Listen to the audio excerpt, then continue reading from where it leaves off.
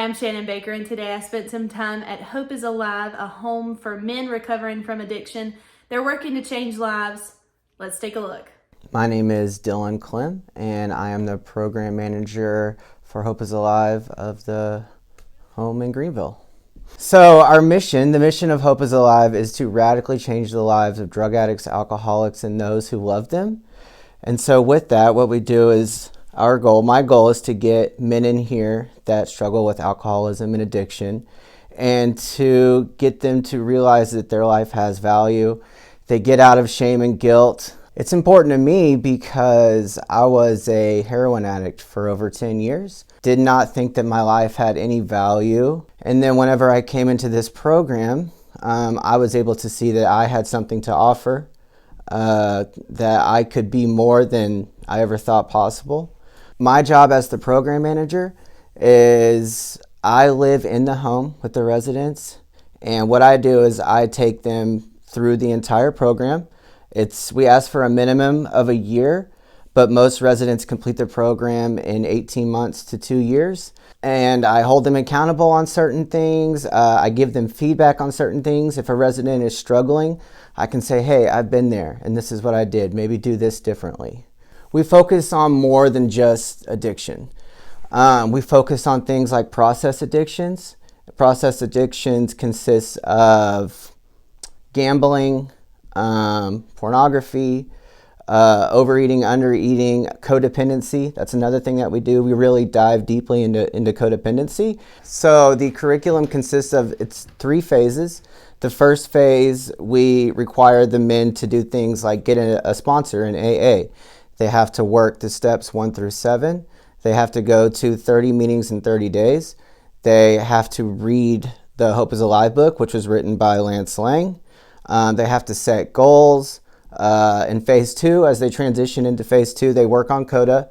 So they start going to our weekly codependency meeting. They have to save $1,000. They have to build a budget.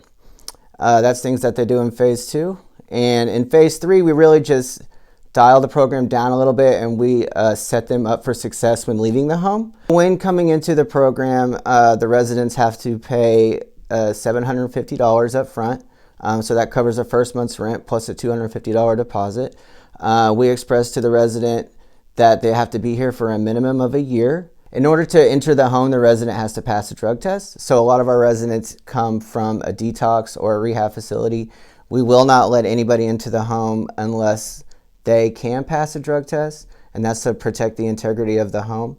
All right, my name's Cameron Moore. I'm the Community Outreach Coordinator for Hope is Alive Greenville. I am a resident. Yeah, I'm a resident as well. I'm an alcoholic. I've been in the program since March of 2021. And in November, I came on staff. A big part of the men's program is developing community leaders. So when you have someone like myself here on staff and a resident along with Dylan, and a new resident comes in and seeing us work side by side, addressing issues, solving problems, and doing it usually with a smile on our face, it kind of creates a pathway for them to follow. We have our sobriety celebrations. So that's if anybody's celebrated a milestone throughout the week. It could be 30 days, it could be a year, it could be 2 years. That's when that resident stands up and says, hey, I've made it this far today. And we all go crazy. We talk about our SMART goals. So SMART is specific, measurable, attainable, realistic, and time-bound. And we all set 3 quarterly goals that follow that acronym, something that can be achieved in 3 months. And we want it to act like realistic is a very important aspect of that acronym, because we don't want to set goals that are so far out there that they probably can't be reached. We want to reach these goals to build momentum. And then there's a God goal. That's something that we can't do. We got to have God's help. A lot of times while we were out there and are active in our addictions, we didn't do things that were admirable. So these little boosts at the beginning of the week gives you something to fuel progress throughout the rest of the week. The house is set up for 12 people. We have room for 7 more residents. They can come from just about anywhere. Honestly, we have guys that come straight off the street.